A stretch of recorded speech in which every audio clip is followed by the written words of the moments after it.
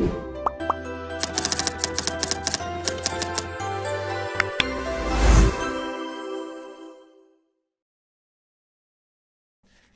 bismillahirrahmanirrahim. Assalamualaikum warahmatullahi wabarakatuh. Halo semuanya, selamat datang di podcast Meta Filosofi, Jejak Filsafat, Jejak Peradaban. Oke, baik. Gimana nih kabarnya dari teman-teman? Apakah baik? Tentu baik, karena podcast kali ini adalah podcast yang sangat menarik buat kita bahas. Nah, penasaran? Baik, sebelum itu perkenalkan, nama saya Nurul Ehsan yang merupakan jurusan Akidah dan Filsafat Islam angkatan 2024.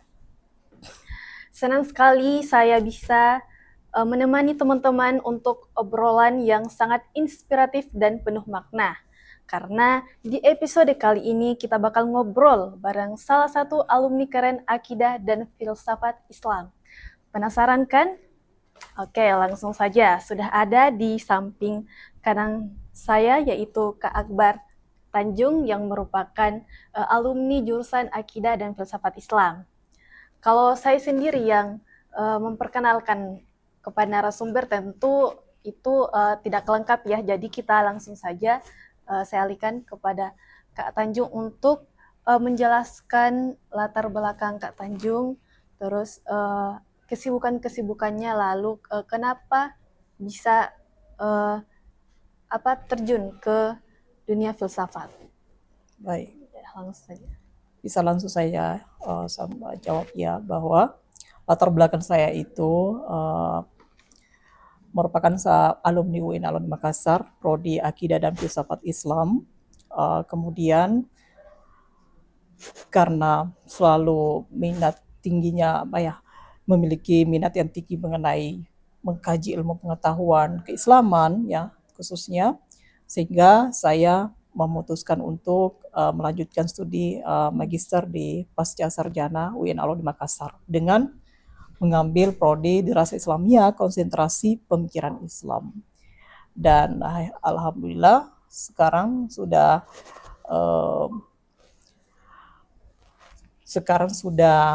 menjadi praktik mengajar di sebuah kampus ya, di beberapa fakultas, seperti di Fakultas Adab dan Humaniora, mengajarkan akidah akhlak, dan itu merupakan suatu keberuntungan ya, kepercayaan yang dimenahkan dari Profesor Barsihanor untuk menjadi asistennya.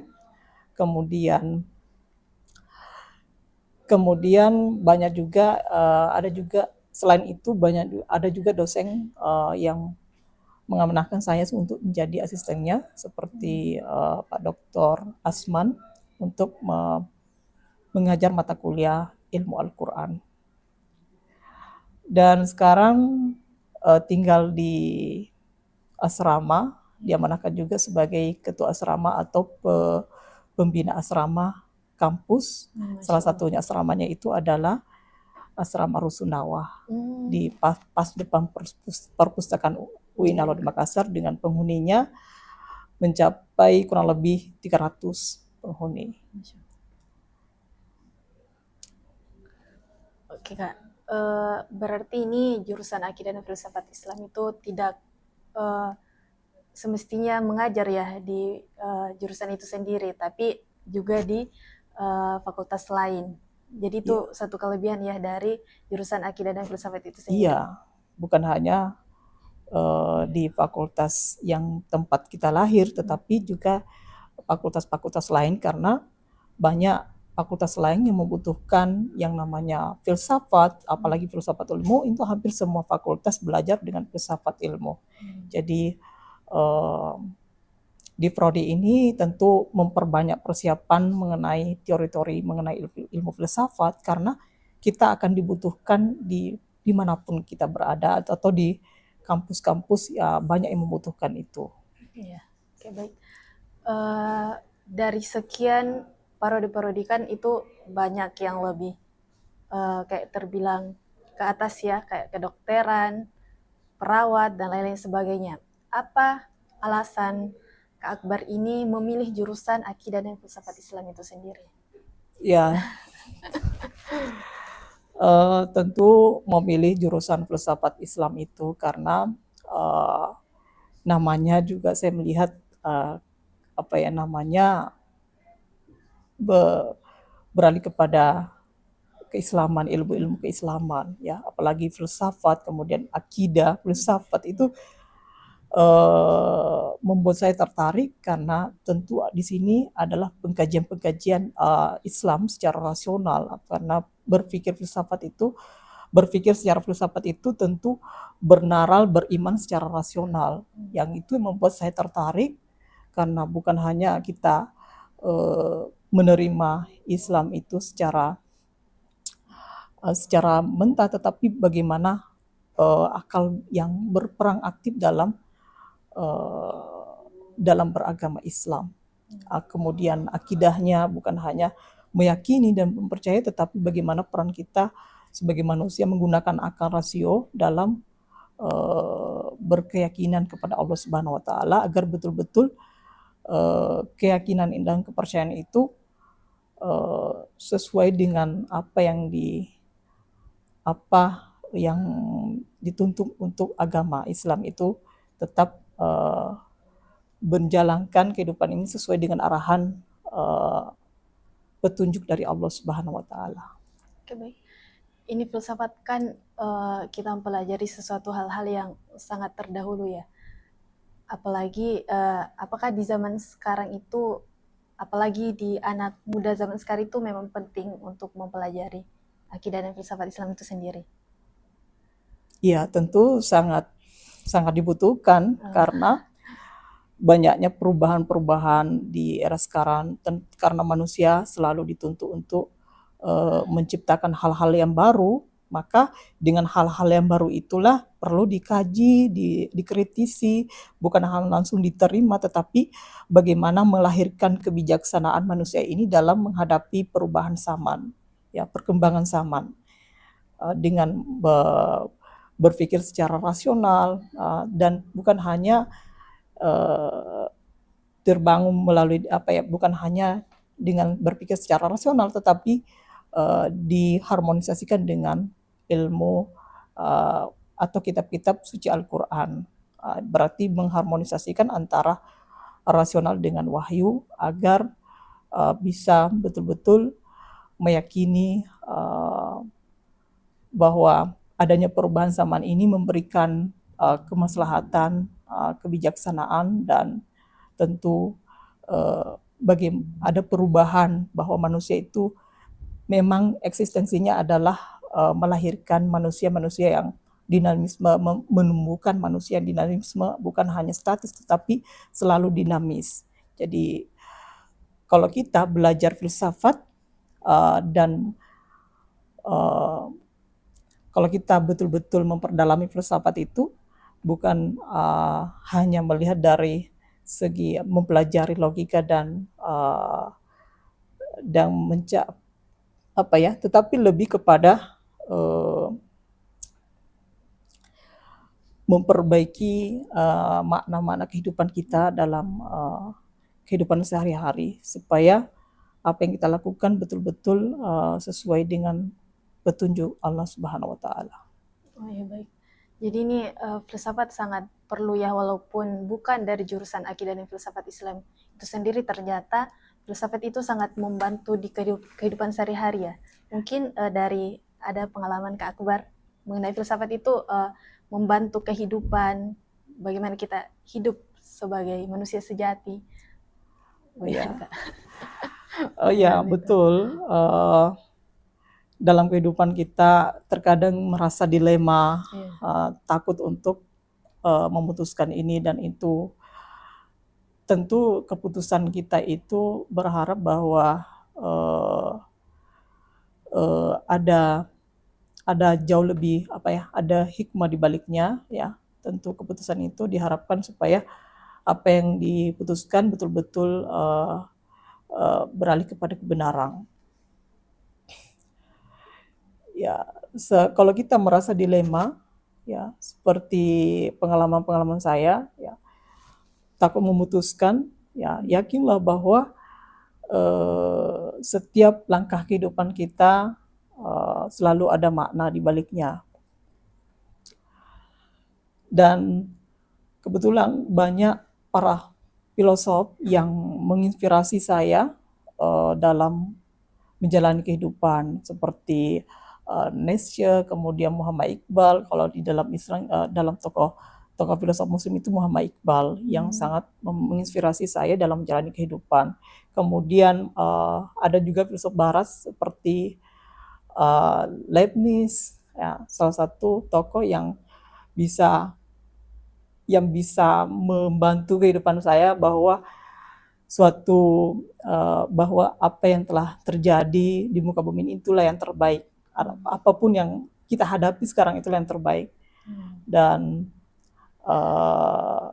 begitupun dengan Muhammad Iqbal mendorong kita untuk selalu berperilaku dinamis atau berpikir secara rasional, tetapi tetap berlandaskan pada ayat-ayat suci Al-Quran.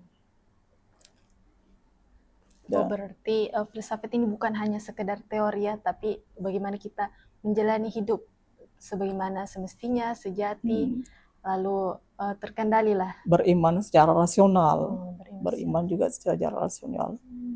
Baik. Kan kita perlu tahu Kak bahwasanya filsafat itu kan terkenal dengan ketidak adanya lapangan kerja, terkenal itu. Tapi ternyata di lain sisi setelah saya mendengar Kakak ternyata bukan perihal dari jurusan itu sendiri kita bekerja, tetapi sudah tadi kita jelaskan bahwasanya filsafat itu mencakup dari segala hal yang dilakukan. Jadi menurut Kakak itu apakah ada pekerjaan yang sangat berperang dengan berlatar belakang jurusan akidah dan filsafat Islam? Jurusan filsafat Islam ini sangat berperan juga dalam dalam dunia kerja, karena fokus kita pekerjaan kita itu, semua pekerjaan itu membutuhkan filsafat, ya, karena karena di dalam dunia kerja butuh yang namanya berpikir secara kritis, secara rasional. Dan tentu yang diharapkan adalah kebijaksanaan manusia dalam bekerja, terutama bagaimana menerapkan kejujuran, tentu kebenaran dan lain sebagainya. Jadi filsafat dimanapun kita berada dibutuhkan. Dan selain itu kita juga bisa menjadi seorang penulis dan tentu juga seperti akademisi berkaitan dengan menulis, karena tentu seorang akademisi itu tidak lepas pada yang namanya dunia menulis dan membuka berpikir kita untuk bagaimana dunia lebih baik ke depannya dengan berbagai cara penelitian. Orang filsafat itu cenderung banyak menghasilkan hal-hal yang baru. Hal-hal yang baru, dan itu ada kecenderungan yang tinggi untuk selalu meneliti, dengan akhirnya hal-hal yang baru itu mendapatkan suatu hikmah atau kebenaran yang bisa dijadikan pelajaran atau bisa atau membuka pikiran kita bahwa seperti inilah eksistensi kehidupan kita dan lain sebagainya. Dan tentu apa yang kita telah diteliti itu adalah bagian fitrah manusia dalam berkreativitas, karena manusia itu dituntut untuk berkreatif, ya, melakukan sesuatu yang bisa bermanfaat untuk dirinya dan juga bermanfaat untuk orang lain. Selain itu tentu menjadi seorang pendakwah ya di kalangan sekarang, di tempat-tempat kalau memang punya banyak pengetahuan yang berkaitan dengan hikmah atau kebaikan-kebaikan yang tentang ajaran-ajaran agama Islam yang eksistensial, itu sangat dibutuhkan di kalangan masyarakat, berdakwah di masjid-masjid dan lain sebagainya. Dan itu saya rasa itu menjadi peluang untuk bisa berkarya untuk kedepannya sebagai manusia berakidah filsafat Islam. Baik. Ini juga saya pernah dengar Kak, bahwasanya filsafat itu induk dari segala ilmu. Maksudnya itu Kak gimana? Biar teman-teman lebih mengenal. Induk dari segala ilmu itu melahirkan karena banyaknya pertanyaan-pertanyaan dari kalangan manusia, ya. Jadi itulah kenapa selalu dituntut untuk bertanya, karena tanpa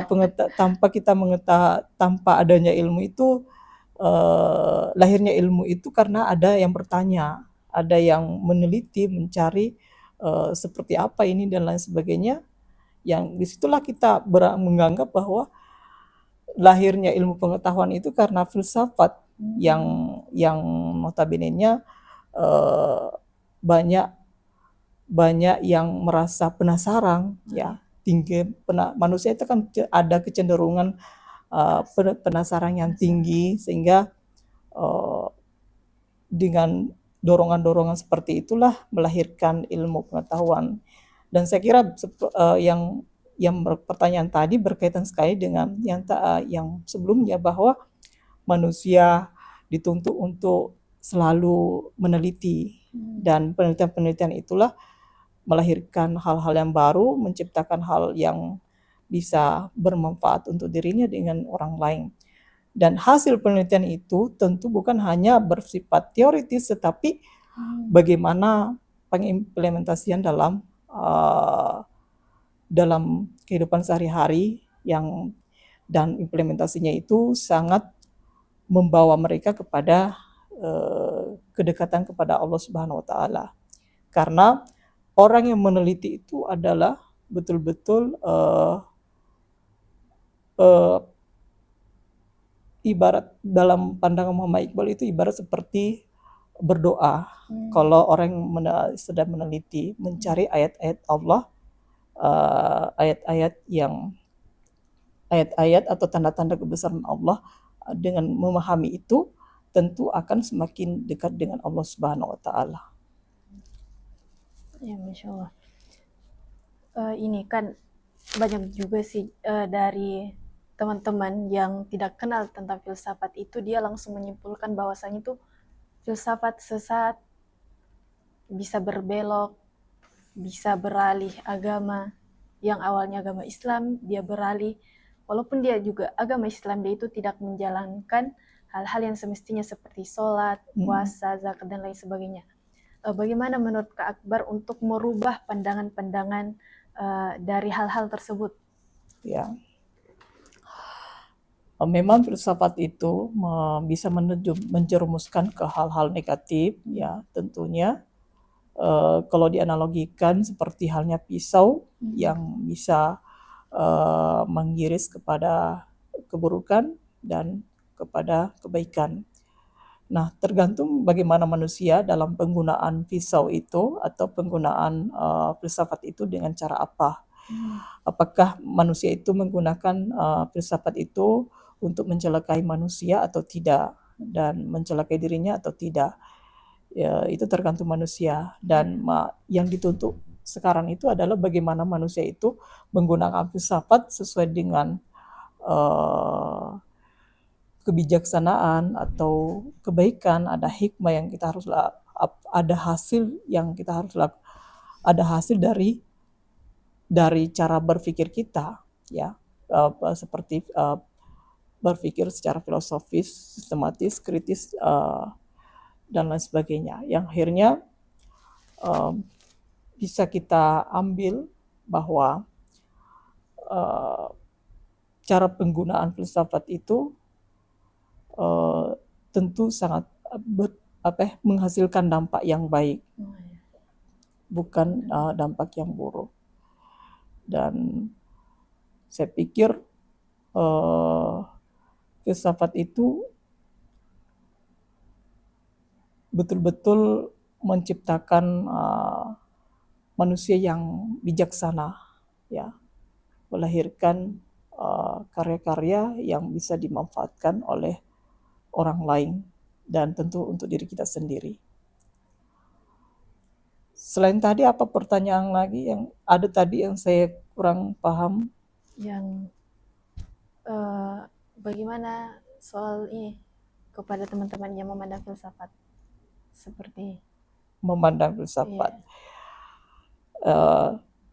Jadi saya berharap ya dalam memandang filsafat itu bukan berarti kita merusak keyakinannya, tetapi bagaimana filsafat itu melahirkan pemikiran-pemikiran yang kritis dan bukan langsung kita menerimanya, tetapi perlu dikaji secara mendalam supaya apa yang kita putuskan betul-betul benar. Dan bukan hanya akal rasio yang menegakkan, maka itulah fungsinya wahyu, karena wahyu inilah yang mendorong kita untuk ke jalan yang benar, ya, mengontrol kita, mengontrol akal pikiran kita supaya tidak terjerumus kepada hal-hal yang buruk. Jadi wahyu dengan rasio ini bersatu untuk mencari jalan pulang kepada Allah Subhanahu wa taala. Oh, berarti salah ya pandangan mereka bahwasanya filsafat itu sesat, tapi dia salah mempergunakan akalnya memandang filsafat sebagai kayak sesat karena dia belum terjun ke filsafat itu sendiri, dia belum pelajari secara luas. Ya, mungkin karena kurang memahami filsafat itu seperti apa, yang akhirnya mencap bahwa filsafat itu bisa mencelakai atau menjadi ateis atau lain sebagainya. Itu tergantung manusia mau membawa kemana. Tetapi kalau kita terjun ke dunia filsafat dan sudah mendalami, itu saya yakin dan percaya bahwa dia akan tetap bersatu dengan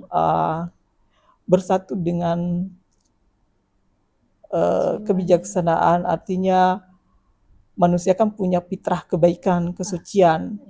Jadi ini menyatu, yang tadinya merasa berburuk sangka, tetapi pada saat dia mendalami bahwa apa yang kita lakukan ini baik, kita dituntut untuk melakukan suatu hal kebaikan, yang akhirnya menyatu dengan fitrah kesucian yang tadi, karena kita berpikir oh ini yang benar, akhirnya menyatu dengan hati bahwa ini juga yang benar. Artinya yang saya maksud menyatu dengan hati itu adalah ada bimbingan dari Allah Subhanahu wa taala, karena setiap manusia itu punya potensi kebaikan dan ada ruh kebaikan dalam setiap manusia, ya akhirnya ketemu dengan filsafat. Dan semakin berketemu, dan dia selalu ada tuntutan bahwa saya ini punya rasio, punya akal, ini yang benar, ini yang salah. Ya akhirnya yang benar itu menyatu dengan diri kita sendiri dari fitrah kesucian kita. Nah, fitrah kesucian itu berasal dari Allah Subhanahu wa taala.